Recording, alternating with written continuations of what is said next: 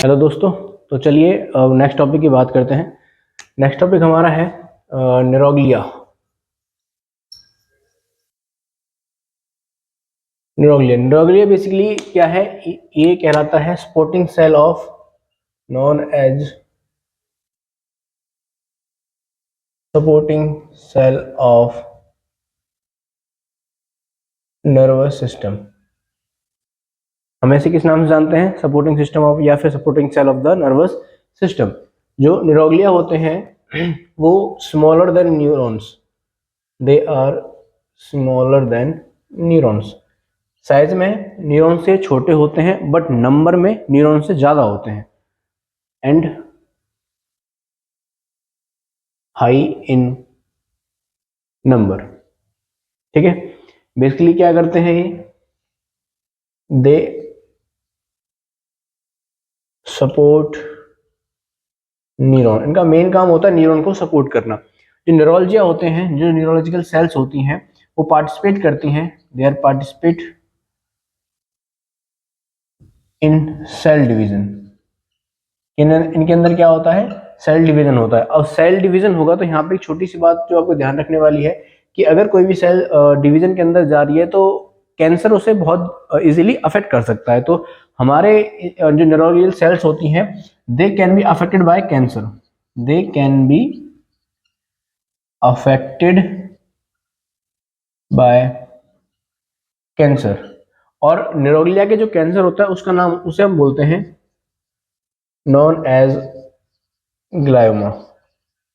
Glioma is a term for the cancer of neuroglial cells. तो अगर कभी भी न्यूरोग्लियल सेल्स का कैंसर होता है तो उस कैंसर को हम क्या बोलेंगे? ग्लायोमा बोलेंगे। ठीक है, तो ये था basically introduction of the neuroglia. अब आगे बढ़ते हैं इसके टाइप्स। न्यूरोग्लिया बेसिकली दो तरह की होती है। न्यूरोग्लिया दो हिस्सों में डिवाइड होता है। एक तो वो न्यूरोग्लिया होती हैं जो सेंट्रल नर्वस सिस्टम में पाई जाती हैं, और एक वो न्यूरोग्लिया होती हैं जो पेरिफेरल नर्वस सिस्टम में पाई जाती हैं। तो इसी के नाम पे इसका डिवीजन है, neuroglia of central nervous system and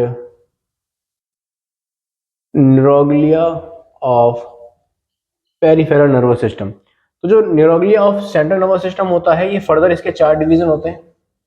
ये फर्दर चार हिस्सों में डिवाइड होती है। ठीक है, पहला इसका होता है एस्ट्रोसाइट्स। एस्ट्रोसाइट्स सेकंड आता है आपका ओलिगोडेंड्रोसाइट्स। थर्ड होता है आपका माइक्रोगिलिया,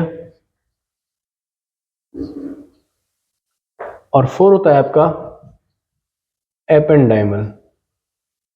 ठीक है, जैसे ये चार हिस्सों में डिवाइड है, वैसे ही हमारी पेरिफेरल का जो न्यूरोलजिया है वो दो हिस्सों में डिवाइड होता है। पहला होता है सेक्वन सेल, और जो दूसरा होता है वो होता है सैटेलाइट सेल। ठीक है, तो ये डिवीजन है आपका पेरिफेरल नर्वस सिस्टम की न्यूरोलजिया का और neuroglia of the central nervous system.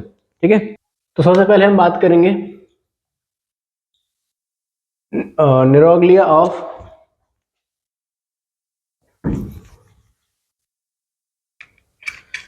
तो सबसे पहले हम बात करेंगे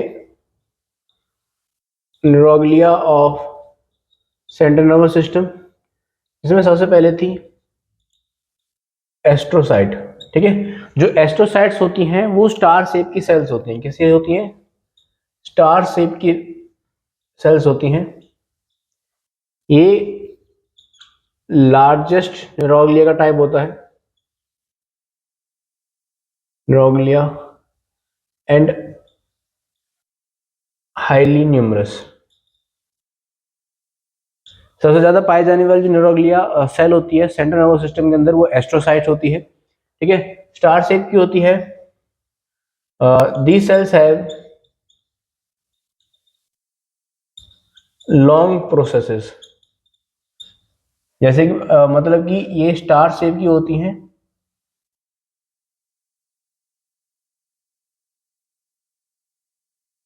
तो इनके ना प्रोसेस होते हैं, ऐसे ब्रांचेस होती हैं, ऐसे लंबी लंबी ब्रांचेस होती हैं, तो इनको बोलते हैं हम प्रोसेसेस। क्या बोलते हैं इनको? प्रोसेसेस। तो जो एस्ट्रोसाइट्स होती हैं उनके पास लार्ज प्रोसेस होते हैं, बेसिकली जो हमारी एस्ट्रोसाइट्स हैं वो दो तरह की होती हैं। एस्ट्रोसाइट्स दो तरह की होती हैं। पहली होती है प्रोटोप्लाज्मिक एस्ट्रोसाइट। इसके शॉर्ट प्रोसेस होते हैं। जो ये ब्रांचेस ऐसी कैसी होंगी, शॉर्ट होंगी। और ये फाइंड होगा, ये पाई जाती हैं फाउंड इन ग्रे मैटर। कहाँ पाई जाएंगी, ये ग्रे मैटर के अंदर पाई जाती हैं। दूसरा टाइप होता है फाइब्रस एस्ट्रोसाइट। दूसरा टाइप होता है फाइब्रस एस्ट्रोसाइट्स। ये इनका जो प्रोसेस होता है वो लॉन्ग प्रोसेस होता है। इनकी ब्रांचेस लॉन्ग होती हैं और ये पाई जाती हैं वाइट मैटर के अंदर। कहाँ पे पाई जाएंगी, ये फाउंड इन वाइट मैटर। ठीक है, एस्ट्रोसाइट के बारे में हमने देखा कि ये मेन सेल होती हैं आपकी न्यूरोलजिया की, सेंट्रल नर्वस सिस्टम की। ये स्टार शेप की होती हैं। इनके प्रोसेसेस लार्ज होते हैं, लॉन्ग प्रोसेस होते हैं और ये लार्जेस्ट होती है, हाईली नंबर में पाई जाती है। ठीक है, ये दो तरह की होती है, प्रोटोप्लाज्मिक एस्ट्रोसाइट्स और फाइब्रस एस्ट्रोसाइट। जो प्रोटोप्लाज्मिक एस्ट्रोसाइट्स है उसकी प्रोसेस यानी कि उसकी जो ब्रांचेस है वो छोटी होंगी और जो कि ग्रे मैटर में पाई जाएगी। ठीक है, और जो आपका फाइब्रस एस्ट्रोसाइट्स है उसकी प्रोसेस लॉन्ग होंगी और वो आपको व्हाइट मैटर में पाई जाएगी। ठीक है, तो आगे बात करते हैं एस्ट्रोसाइट्स के बारे में। दो तीन चीजें हैं अभी कि इसका मेन फंक्शन क्या होता है। ठीक है, जो एस्ट्रोसाइट होती है, एस्ट्रोसाइट हैव माइक्रोफिलामेंट। इसके पास क्या होते हैं, माइक्रोफिलामेंट होते हैं। ये माइक्रोफिलामेंट एस्ट्रोसाइट को स्ट्रेंथ प्रोवाइड करते हैं, प्रोवाइड स्ट्रेंथ। और इस स्ट्रेंथ की वजह से जो हमारी एस्ट्रोसाइट है वो क्या करती है, हमारे न्यूरॉन को सपोर्ट करती है, सपोर्ट न्यूरॉन। ठीक है, दूसरा क्या होता है कि जो इसकी प्रोसेसेस हैं, जो इसकी ब्रांचेस हैं, किसकी, एस्ट्रोसाइट की, प्रोसेस ऑफ एस्ट्रोसाइट, ये कवर करती हैं, कवर ब्लड वेसल्स। ब्रेन के अंदर जो ब्लड वेसल्स आ रही हैं उन ब्लड वेसल्स को कवर करती हैं और एक बैरियर बनाती हैं, फॉर्म अ बैरियर। क्या करती हैं, बैरियर बनाती हैं, फॉर्म बैरियर इन बिटवीन, किसके बीच में, न्यूरॉन्स और ब्लड वेसल्स के बीच में, between neuron and blood vessels. और जो ये बैरियर है, ये वाला बैरियर ही कहलाता है ब्लड ब्रेन बैरियर, जिसे हम ट्रिपल बी के नाम से भी जानते हैं। ठीक है, तो एस्ट्रोसाइट किस में हेल्प करती है, आपका ब्लड ब्रेन बैरियर में हेल्प करती है। ब्लड ब्रेन बैरियर क्या होता है कि जो हमारी एस्ट्रोसाइट्स, इसकी जो प्रोसेस है वो ब्लड वेसल्स को कवर करेंगे चारों तरफ से और ब्लड वेसल्स और न्यूरॉन के बीच में एक बैरियर बना देंगे। अब इससे होगा क्या कि जो ब्लड में जो भी चीज है, जो भी कोई केमिकल है, जो भी सब्सटेंस है, जो भी इलेक्ट्रोलाइट वगैरह है, वो डायरेक्टली न्यूरॉन को नहीं मिलेंगे। वो सबसे पहले इस ब्लड ब्रेन बैरियर से फिल्टर होंगे, फिर न्यूरॉन के पास जाएंगे। तो ये एक प्रोटेक्टिव लेयर की तरह काम करता है न्यूरॉन्स के लिए, ताकि कोई भी हार्मफुल सब्सटेंस डायरेक्टली न्यूरॉन के अंदर एंटर ना हो पाए और उनको हार्म ना करे। ठीक है, तो ये थी आपकी एस्ट्रोसाइट्स। अब दूसरी सेल को पढ़ते हैं जिसका नाम है ओलिगोडेंड्रोसाइट्स। जो ओलिगोडेंड्रोसाइट्स होती हैं ये सेम लाइक एस्ट्रोसाइट्स की तरह होती हैं, बट हैव शॉर्ट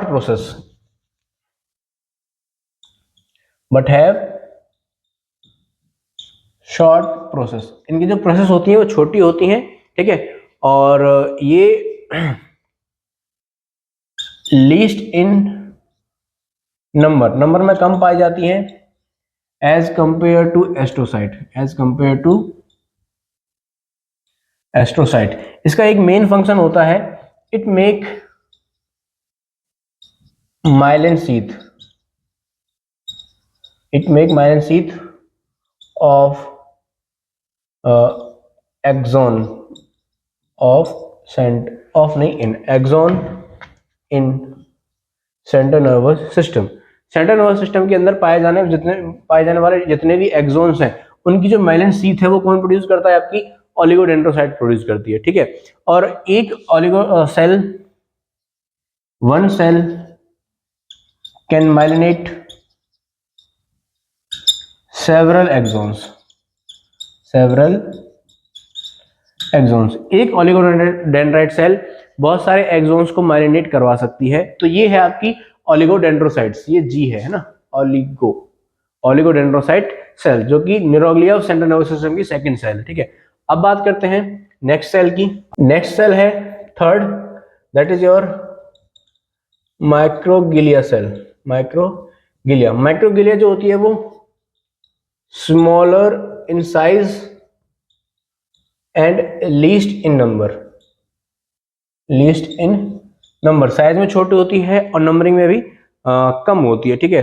नेक्स्ट, ये ड्राइव होती है मोनोसाइट से, ड्राइव फ्रॉम मोनोसाइट्स, ठीक है। एक टाइप होती है WBC का टाइप होता है मोनोसाइट, वहां से ड्राइव होती है माइक्रोगिलिया। और ये ट्रांसफर हो जाती है, it transfer from blood to nervous system before birth. क्या कह रहा है कि जो हमारी माइक्रोगिलियल सेल्स होती हैं वो हमारी बर्थ से पहले ही ब्लड में ऐसे उठ के कहाँ चली जाती हैं? नर्वस सिस्टम में चली जाती हैं। और नर्वस सिस्टम के अंदर ये जब इनलार्ज होंगी, when they are enlarge then they become phagocytic का मतलब क्या है?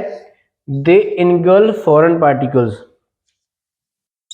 इनगल्फ का मतलब होता है निगल जाना, दे इनगल्फ फॉरेन पार्टिकल्स। और ये जो इसकी प्रोसेस है इनगल्फ करने की, यानी बाहर से कोई भी हार्मफुल सब्सटेंस आता है तो उसे इनगल्फ कर लिया जाता है, उसे बोलते हैं फैगोसाइटिक।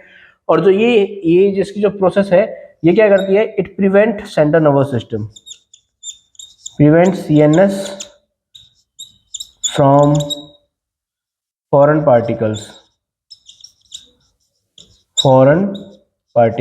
तो इसी वजह से माइक्रोग्लिया को हम फैगोसाइटिक सेल्स भी बोलते हैं of central nervous system, phagocytic cell of central nervous system, ठीक है। ये थी आपकी माइक्रोग्लियल सेल जो न्यूरोलॉजी ऑफ सेंट्रल CNS की थर्ड सेल है, ठीक है। अब बात करते हैं फोर्थ सेल की, जो है आपकी एपेंडाइमल सेल। जो एपेंडाइमल सेल्स होती है, हमारे ब्रेन के अंदर वेंट्रिकल्स होते हैं, दो लेटर वेंट्रिकल्स होते हैं, एक थर्ड वेंट्रिकल होता है और एक फोर्थ वेंट्रिकल होता है। तो इन वेंट्रिकल्स की जो लाइनिंग होती है वो कौन कवर करता है? एपेंडाइमल सेल्स होती हैं। They cover the lining of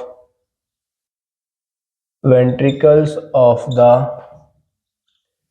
brain के जो वेंट्रिकल्स होते हैं उनकी लाइनिंग कौन कवर करता है? एपेंडाइमल सेल कवर करती है। एंड दीज सेल्स जब इनका ग्रुप होता है, इनको ग्रुप किया जाता है तो ये बनाती हैं choroid plexus. Choroid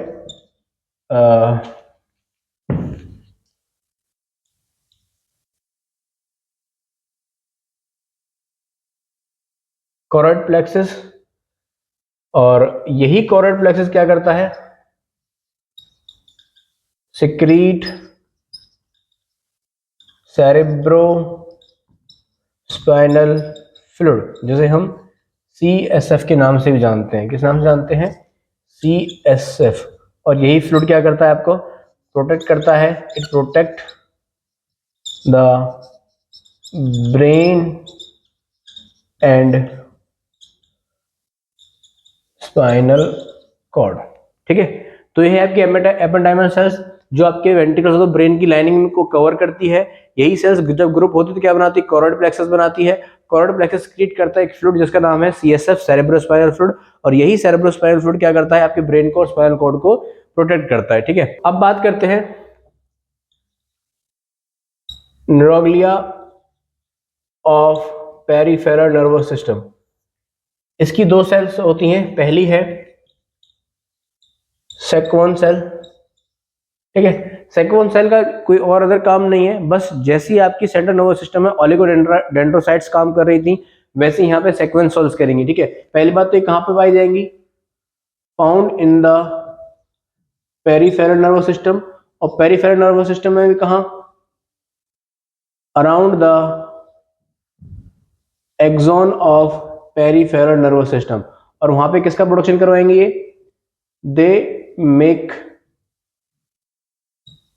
myelin sheath of the peripheral nervous system axon, ठीक है। तो ये सेम काम कर रही है किसकी तरह, ओलिगोडेंड्रोसाइट्स की तरह। बस यहाँ पे एक चीज होता है इसके बारे में कि जो हमारी एक सेक्वन सेल्स होती है, one Schwann cell myelinate one axon, ठीक है।